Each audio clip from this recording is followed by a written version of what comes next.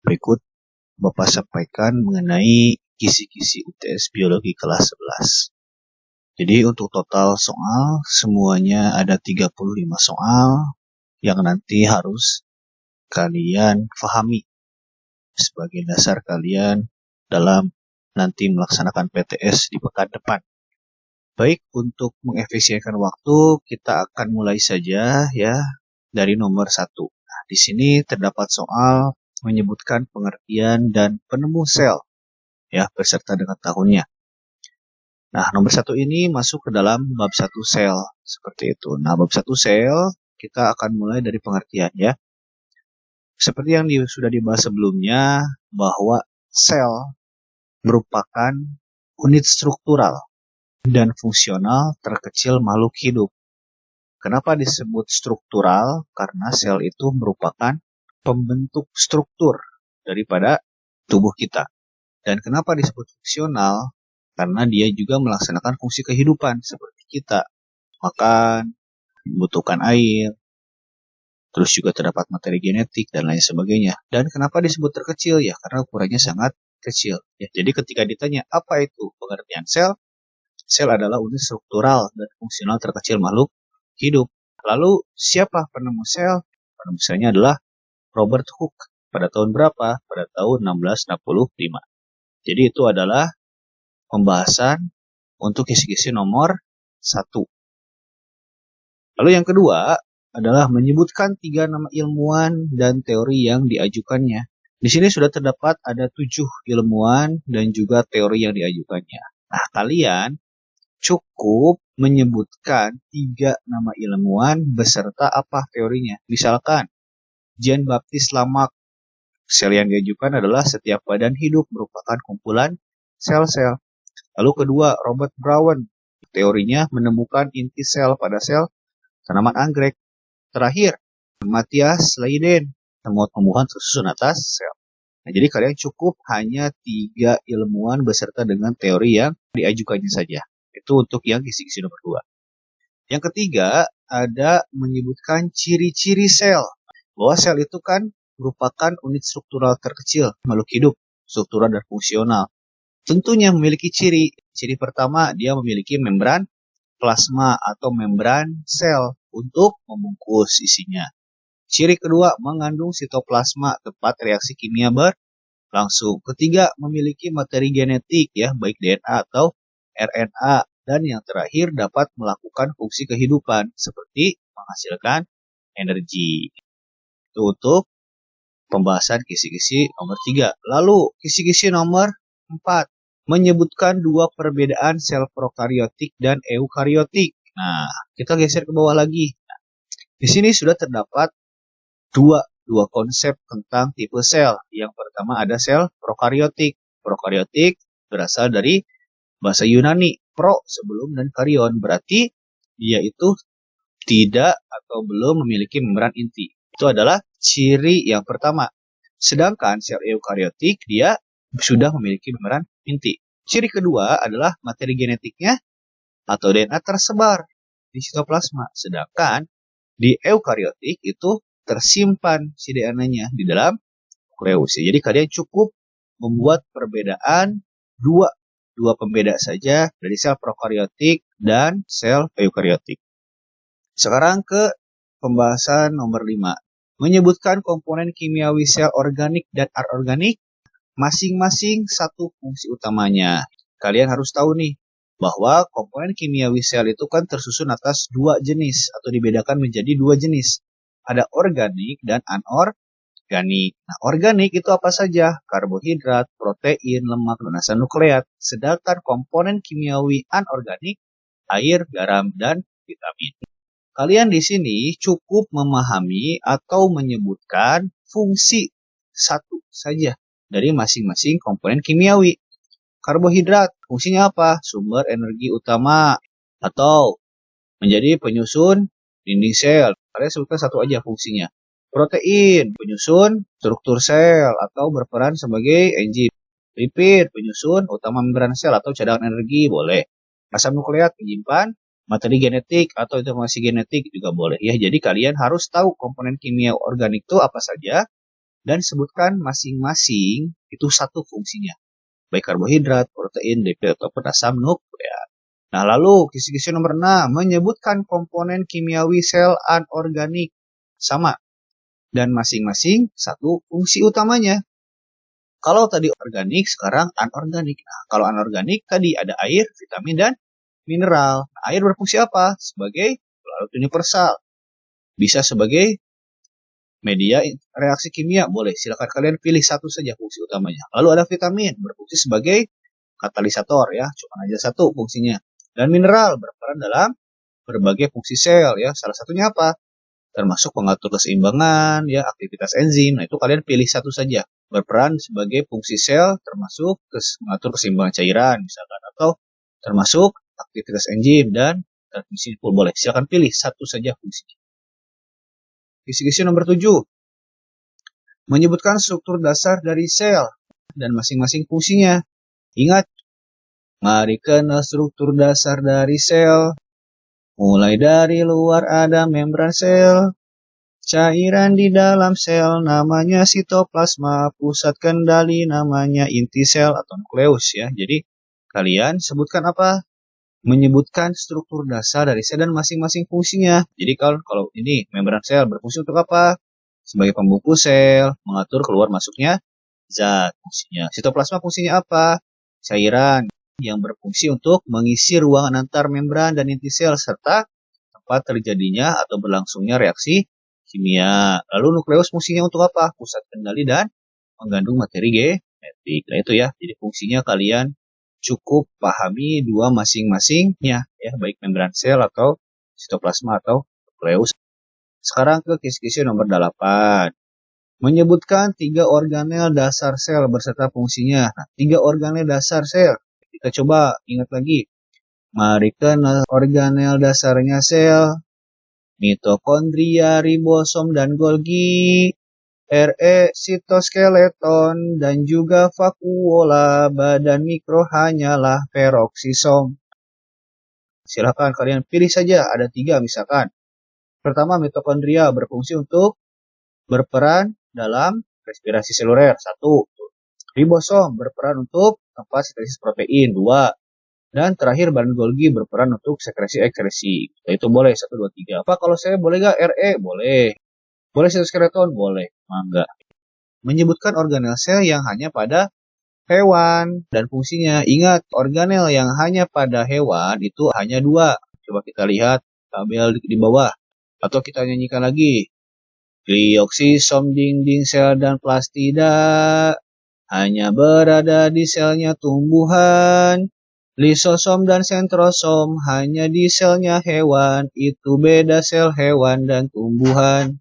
Jadi kalau yang pada hewan itu hanya lisosom dan sentrosom. Apa fungsinya? Berperan untuk pencernaan intrasel ya. Contohnya adalah ketika terjadi pada ekor cicak. Ekor cicak walaupun dia patah ya atau potong tapi kan tidak berdarah. Ya, kenapa? Karena di antara ekor cicak memiliki lisosom. Sama di sentrosom. Sentrosom berfungsi untuk apa? Proses pembelahan sel yang kemarin mitosis. Jadi lisosom sentrosom hanya ada pada sel hewan. Lalu selanjutnya nomor 10 nih, menyebutkan organel sel yang hanya ada pada tumbuhan. Nah, pada tumbuhan itu kebalikannya tadi ya, glioksisom, dinding sel, dan plastida atau kloroplas di sini. Nah, glioksisom fungsinya untuk apa glioksisom? Glioksisom berfungsi untuk proses perkecambahan. Sedangkan kalau dinding sel berfungsi untuk apa? Melindungi membran sel atau menjadi struktur dari sel tumbuhan. Yang menjaga struktur tumbuhan itu dinding sel. Sedangkan plastida yang kloroplas fungsinya apa? Sebagai pigmen hijau dan terjadinya proses fotosintesis. Kalau pada tumbuhan ada 3, glioksisom, dinding sel, dan plastida. Gitu ya. Jadi dijelaskan fungsinya. Sekarang ke nomor 11, menyebutkan pengertian difusi dan 3 contohnya dalam kehidupan sehari-hari. Ini tentang transport zat.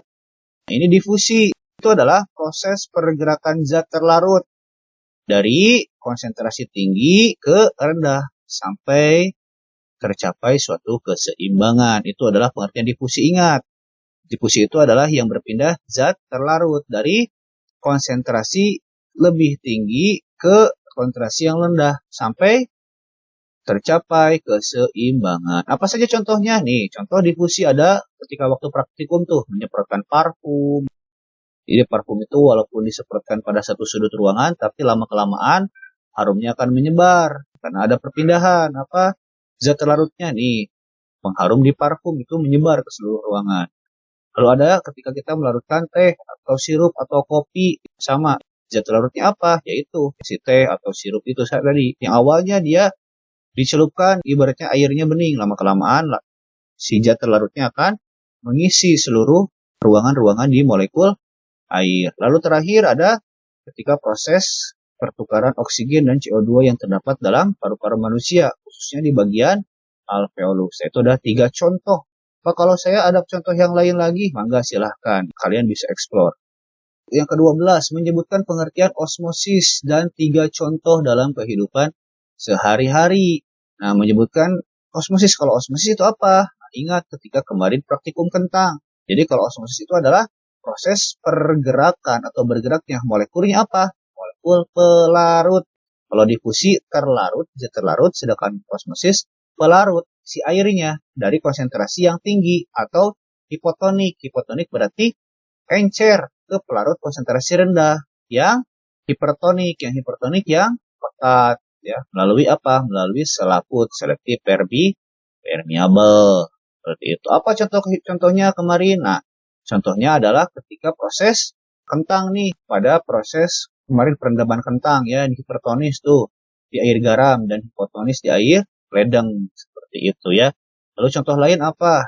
Boleh silakan kalian cari ya di internet. Apalagi sih 2 contoh lain osmosis ya dalam kehidupan sehari-hari. Lalu yang ke-13, menjelaskan peristiwa turgid dan plasmolisis. Kemarin ketika praktikum, ketika si kentang disimpan dalam larutan garam, maka yang terjadi si kentang itu menjadi lentur teksturnya, yang awalnya kan biasa aja normal. Nah, kenapa hal itu bisa terjadi? Karena kentang ketika dimasukkan ke dalam larutan yang hipertonis mengalami plasmolisis atau sel mengkerut karena air dalam sel itu keluar. Kenapa keluar? Karena konsentrasi air di luar sel itu lebih sedikit, sedangkan di dalam sel lebih besar. Karena dia di luar lebih sedikit, maka bergeraklah air yang dari dalam menuju keluar sel kentang.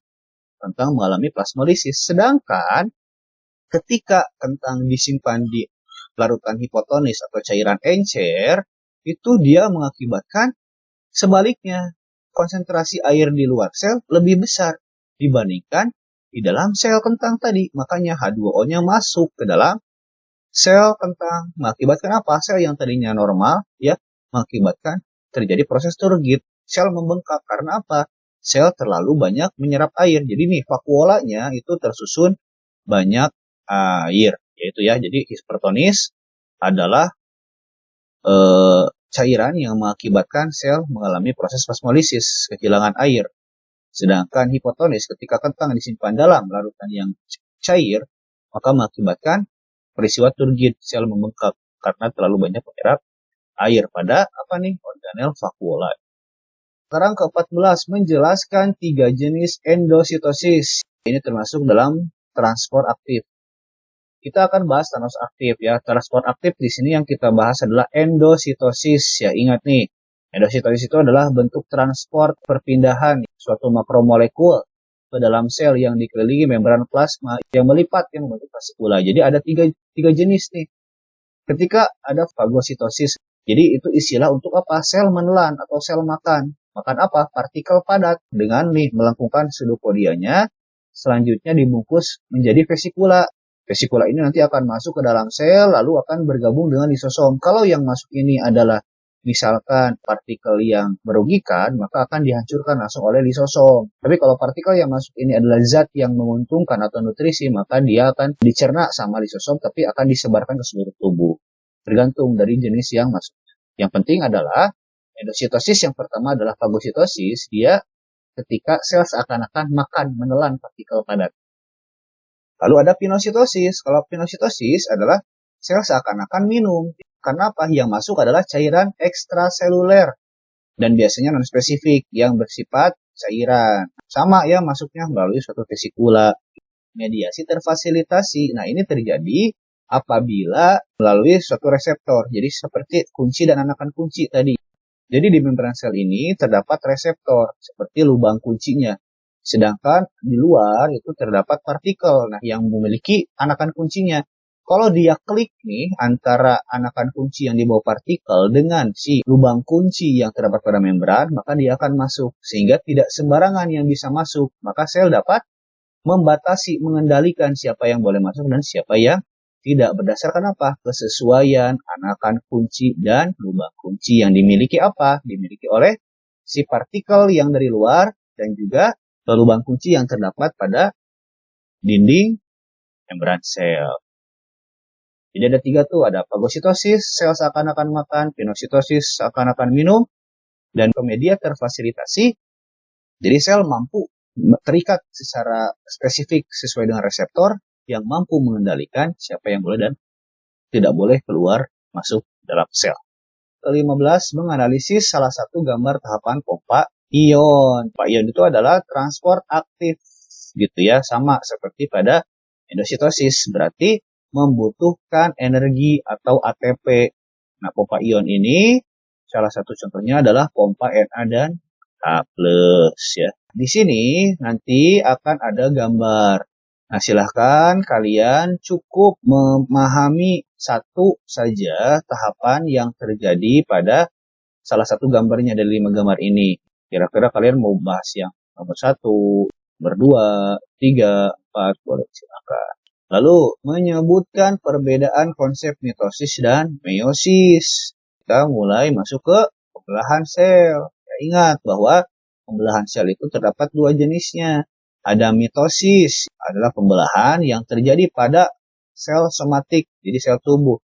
Jadi seluruh tubuh kita, dari mulai ujung kepala, rambut sampai ke ujung kaki itu terjadi proses mitosis, kecuali di bagian kelamin kita. Karena kalau pada kelamin itu namanya adalah meiosis, seperti itu ya. Jadi perbedaan konsep utamanya, kalau mitosis terjadi pada sel somatik di seluruh tubuh kita, kalau meiosis hanya terjadi pada sel gamet atau sel kelamin.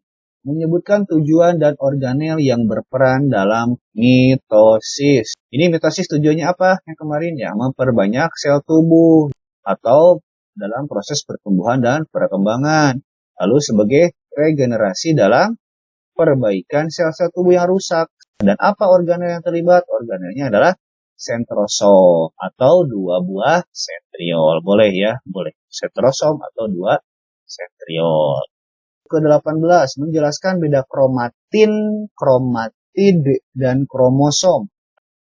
Kita lihat bahwa 3 istilah ini akan terlibat dalam proses pembelahan sel mitosis. Kalau kromatin itu adalah benang-benang halus yang merupakan campuran DNA dan protein histon. Nah, ini DNA nih.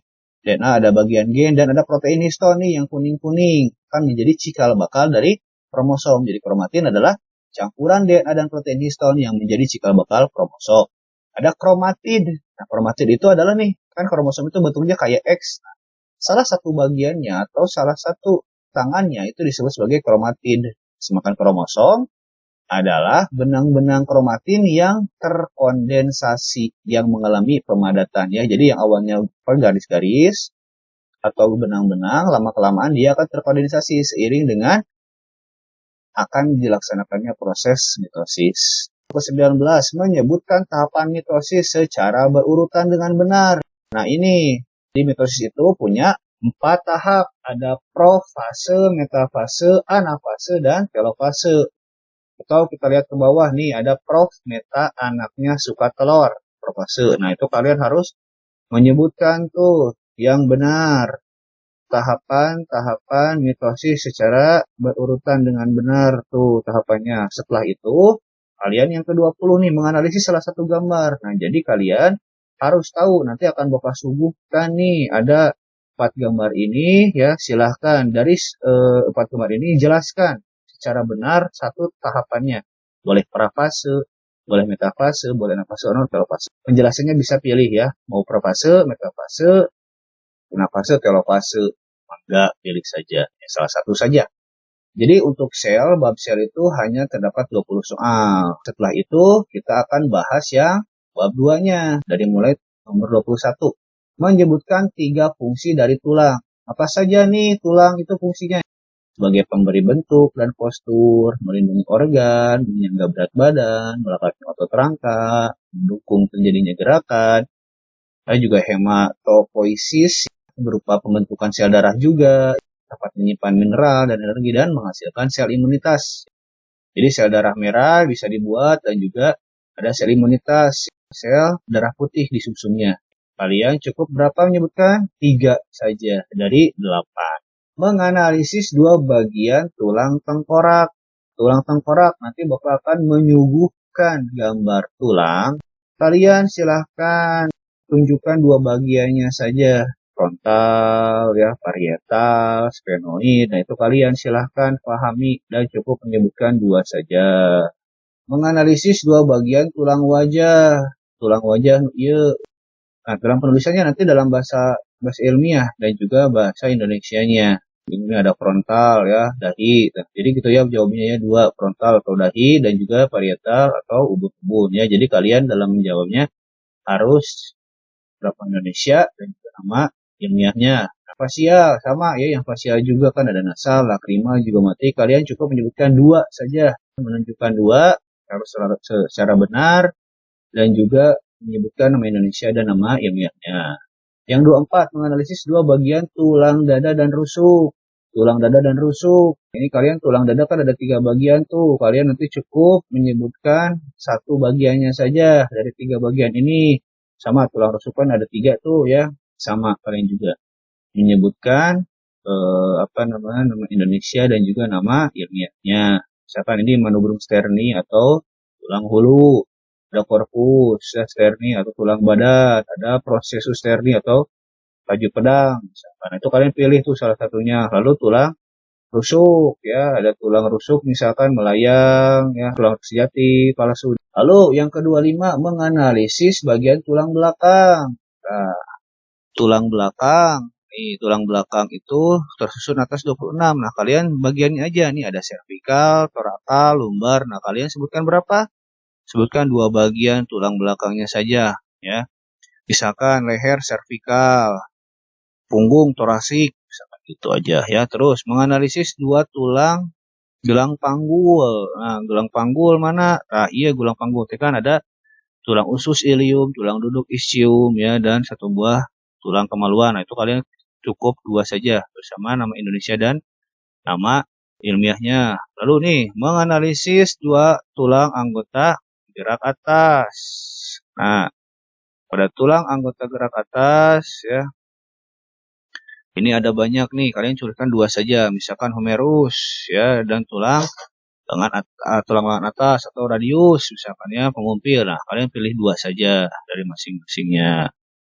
Lalu menganalisis dua tulang anggota gerak bawah. Sama ya, jadi semakin banyaknya kalian cukup menyebutkan 2 saja, misalkan tulang paha femur, tulang tepung lutut patella. Lalu ada yang nomor 29 menganalisis 2 jenis sendi. Nah, ini kan kemarin kita sudah membahas RKPD sendi. Nah, nanti kalian tuliskan 2 saja, misalkan sendi antara tulang bahu dan lengan atas ya, nomor 1 kemana nih? Sendi peluru misalkan. Sendi pada pergelangan tangan, misalkan ada tulang elipsoid, atau silakan pilih saja ya, pilih 2-nya saja di antara 6.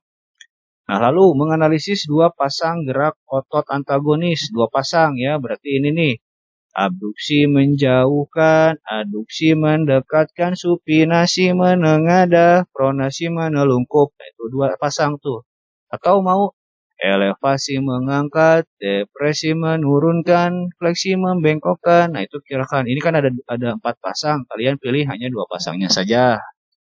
Lalu ada menganalisis perbedaan kondisi otot ketika lengan dibengkokkan dan diluruskan. Nah, nanti kalian ini ya harus memahami ini nih. Ketika lengan dibengkokkan, apa yang berkontraksi, apa yang berelaksasi. Nah, lengan yang dibengkokkan, otot bisep berkontraksi, sedangkan otot trisep akan berelaksasi. Nah, lengan yang diluruskan, itu kebalikannya, bisep berelaksasi, otot trisep berkontraksi. Nah, itu kalian harus hafal ya, kedua-duanya. Lalu menganalisis 2 struktur otot pada manusia. Nah, ini yang kalian kemarin rangkum nih. Jadi nanti Bapak akan menunjukkan ya, menunjukkan gambar ini ya dengan kosongan. Hanya panah-panah saja. Nah, kalian harus menyebutkan ya, menyebutkan apa bagiannya dan pengertiannya apa. Misalkan mikrofibril itu apa ya, Gen Z garis J itu apa ya. Jadi dianalisis dan dijelaskan dua bagiannya. Nah, menjelaskan tahapan mekanisme kerja otot. Nah, ini kan kerja otot nih yang kalian kemarin catat. Nanti Bapak akan memperlihatkan ya tahapannya, baik di gambar ataupun pada rangsangnya. Nah, kalian silahkan isi kira-kira apa yang kurang di sana. Misalkan dari tahapan ini, misalkan Bapak hilangkan nih rangsangnya. Nah, yang pertama itu apa yang harus. Terus ketika kadar CA-nya nurun, apa yang terjadi? Seperti itu ya. Jadi nanti dalam tahapan ini Bapak akan hilangkan, nah, kalian harus menganalisis apa saja yang hilang pada proses mekanisme kerja otot tersebut. Ya. Nah, di sini udah ada link videonya, silakan kalian pelajari kembali gitu ya. Atau misalkan Pak, saya ada sumber lain, boleh, mangga silahkan.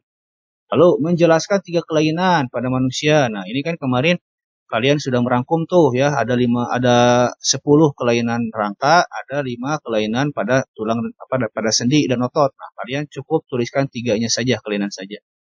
Misalkan ada osteoporosis itu apa, fraktur itu apa, jenisnya apa saja dan sebagainya. Lalu terakhir, menjelaskan 3 teknologi. Nah, ini adalah PPT yang kalian buat. Ya, silahkan kalian menjelaskan 3 teknologi apa saja ya yang sudah kalian temukan dan kalian coba paparkan di sana. Nah, itu ya merupakan kisi-kisi UTS yang akan kita laksanakan pada pekan depan. Ini silahkan kalian tonton ulang berterus-terus sampai kalian bisa paham dan mengerti. Itu saja yang bisa Bapak sampaikan. Wabillahi taufiq wal hidayah. Wassalamualaikum warahmatullahi wabarakatuh.